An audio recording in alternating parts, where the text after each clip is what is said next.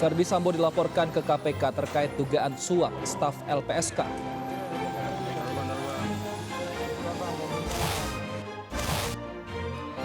Komnas HAM tegaskan tidak menemukan adanya indikasi luka penganiayaan terhadap Brigadir Joshua.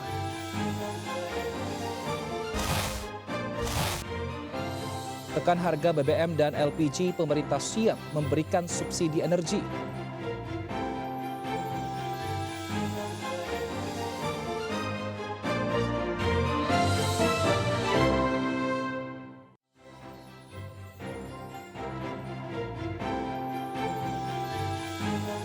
Halo pemirsa, keluarga Brigadir Joshua berencana melaporkan istri Irjen Verdi Sambo, Putri Chandrawati, terkait atas pencemaran nama baik.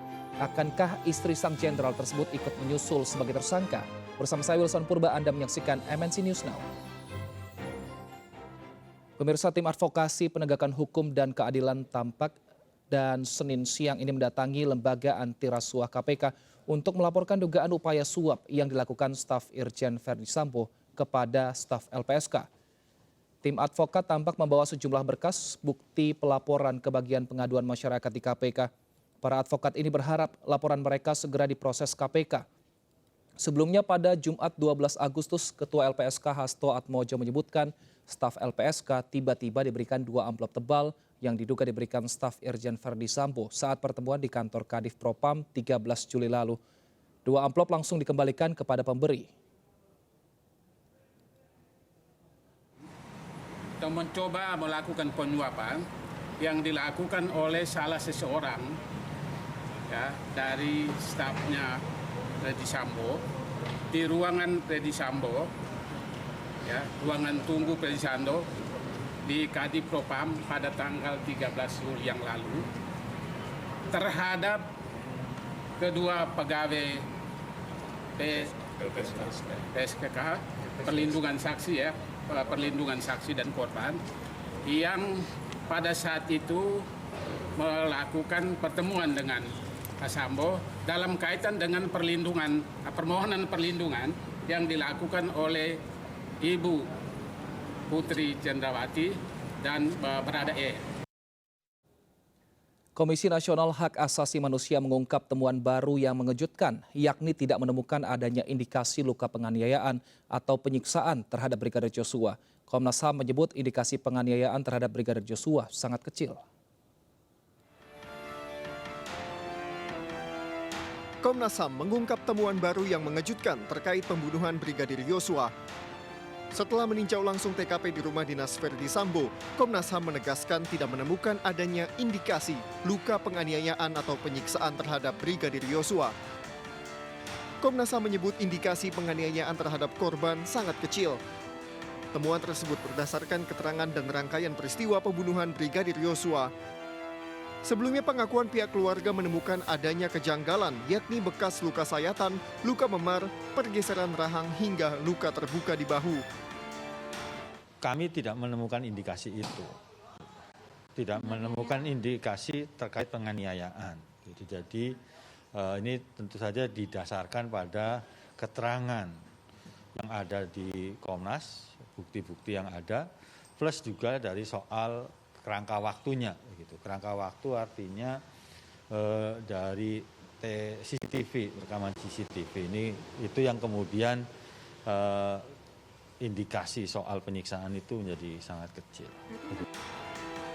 Sementara itu Komnas HAM hanya telah mendapat keterangan terkait jumlah luka tembak, jumlah peluru yang ditembakkan, dan senjata yang digunakan. Namun Komnas HAM belum mengetahui siapa saja yang melakukan penembakan, hanya saja Verdi Sambo mengakui kepada Komnas HAM bertanggung jawab atas peristiwa tersebut. Dari Jakarta, Salam Rahmat, Bayu Lela Muda melaporkan. Terkait temuan terbaru Komnas HAM, kita telah terhubung dengan rekan Kevin Pakan di kantor Komnas HAM Republik Indonesia Jakarta. Selamat sore Kevin, ini Komnas HAM menyebutkan bahwa Joshua tidak disiksa, namun beberapa waktu lalu dikatakan bahwa ada sayatan dan lebam di badan Joshua. Ini seperti apa penjabaran dari Komnas HAM mengenai hal ini?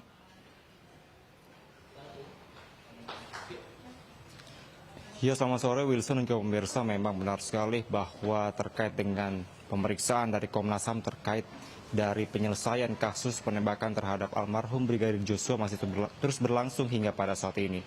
Dan memang informasi terakhir yang dapat kami sampaikan dan kami himpun di tempat ini adalah karena memang sampai dengan saat ini Komnas HAM akan memeriksa terkait dengan istri dari Ferdy Sambo terkait dengan kasus ini, yakni Putri Chandrawati, di mana hal ini merupakan langkah terakhir dari Komnas HAM untuk bisa segera mengungkap kasus terkait dengan motif penembakan terhadap Brigadir Joshua.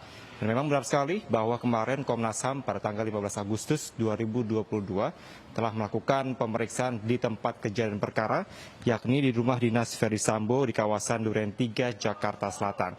Di mana pada saat melakukan pemeriksaan di TKP, ini komisioner dari Komnas HAM yakni Koirul Anam memastikan bahwa adanya tindak atau indikasi dari obstruction of justice, yakni upaya penghambatan dari penegakan hukum.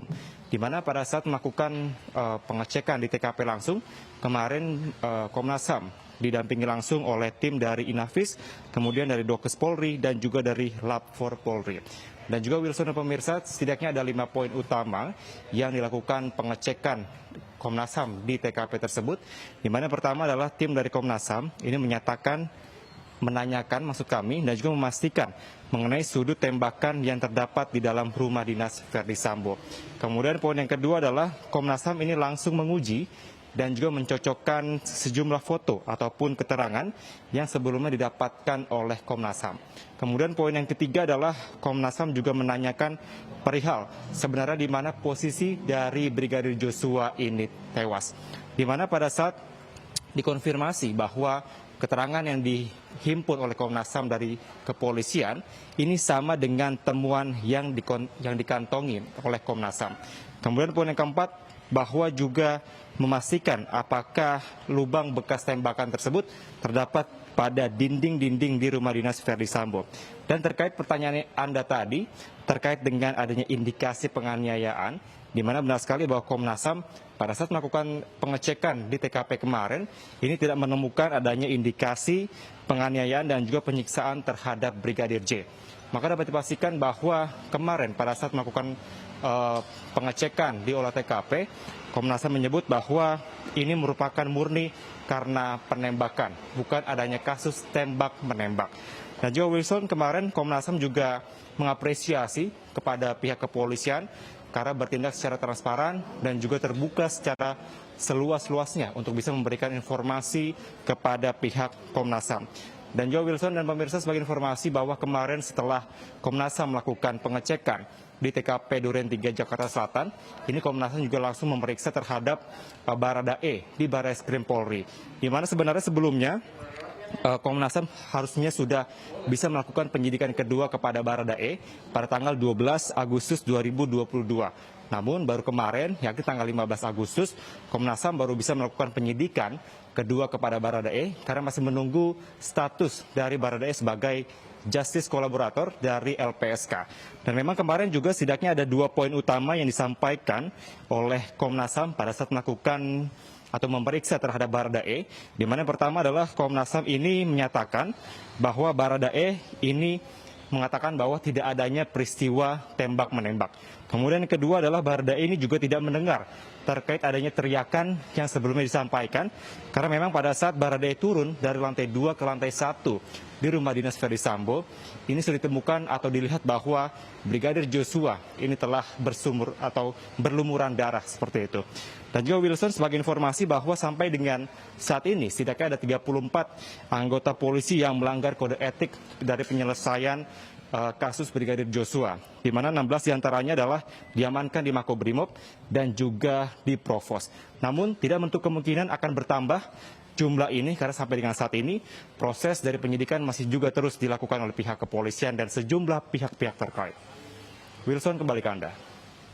Baik Kevin, ada istilah juga yang terkuak dalam kasus ini yaitu temuan obstruction of justice. Ini apakah Komnas HAM juga menjelaskan di mana tindakan yang mengancam dan juga mempengaruhi proses hukum yang melibatkan Brigadir J ini?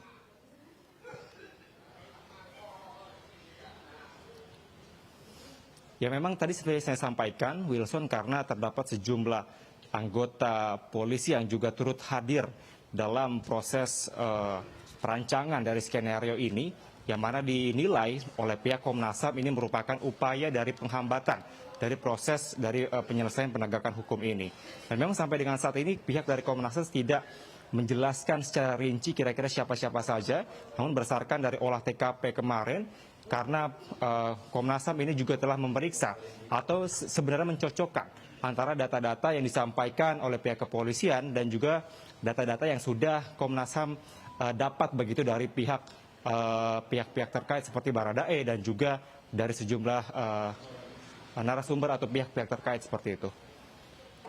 Wilson.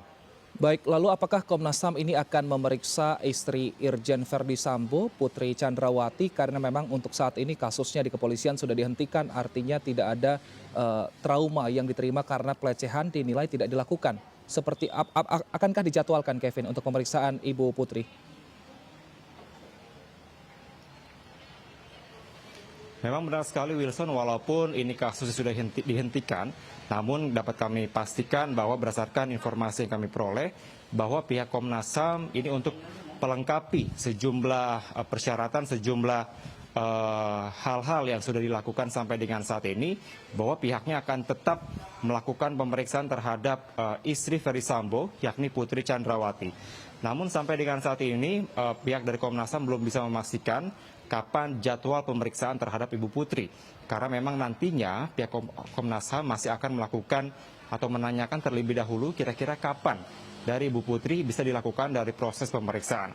Karena kalau dilihat dari sejumlah rangkaian pemeriksaan yang telah dilakukan oleh Komnas HAM, hanya tinggal satu pemeriksaan lagi untuk melengkapi semuanya, yakni hanyalah pemeriksaan dari Ibu Putri. Namun pada minggu ini rencananya pihak dari Komnas HAM akan melakukan atau menyiapkan terlebih dahulu draft rekomendasi yang nanti akan dilakukan atau langsung diberikan terhadap persidangan yang berlanjut setelah kasus ini. Wilson. Kevin Pakan melaporkan dari kantor Komnas HAM Jakarta. Terima kasih, selamat bertugas kembali. Pemirsa, Kejaksaan Agung menyiapkan 30 jaksa untuk persidangan pembunuhan Brigadir Joshua Huta Barat atau Brigadir J dengan tersangka Irjen Pol Verdi Sambo. Ke-30 jaksa tersebut dipastikan akan bekerja secara profesional dalam mengawal kasus pembunuhan Brigadir J hingga ke meja hijau.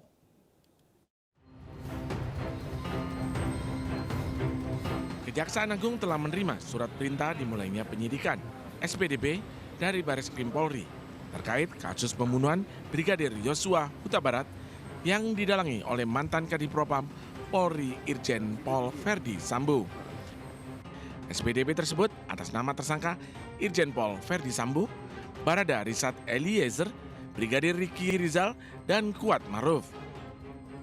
Kapus Penkum Kejaksaan Agung Ketut Sumedana saat ditemui Senin sore mengatakan sebanyak 30 jaksa dari Jampidum Kejaksaan Agung juga telah ditunjuk untuk mengawal kasus ini. Ketut Sumedana memastikan bahwa ke-30 jaksa yang ditunjuk akan bekerja secara profesional dalam mengawal kasus yang menjerat Irjen Verdi Sambo hingga ke meja hijau atau persidangan. Kita sudah menerima SPDP dan kita sudah menunjuk jaksa sebanyak 30 orang. Saat ini sudah menjalin koordinasi dengan Bareskrim? Koordinasi awal sudah dilaksanakan, koordinasi awal ya. Karena belum ada berkas perkara, jadi saya belum bisa banyak bicara ya. Sebelumnya, tim sus bentukan Kapolri Jenderal Listio Sigit Prabowo telah menetapkan Irjen Pol Verdi Sambo sebagai tersangka kasus pembunuhan Brigadir J. Irjen Verdi Sambo mengakui telah memerintahkan penembakan hingga membuat skenario dengan dalih untuk melindungi marwah keluarga. Dari Jakarta Selatan, Helmi Sajengbati, iNews melaporkan. Pemirsa MNC News Now masih akan kembali usai jeda, tetap bersama kami.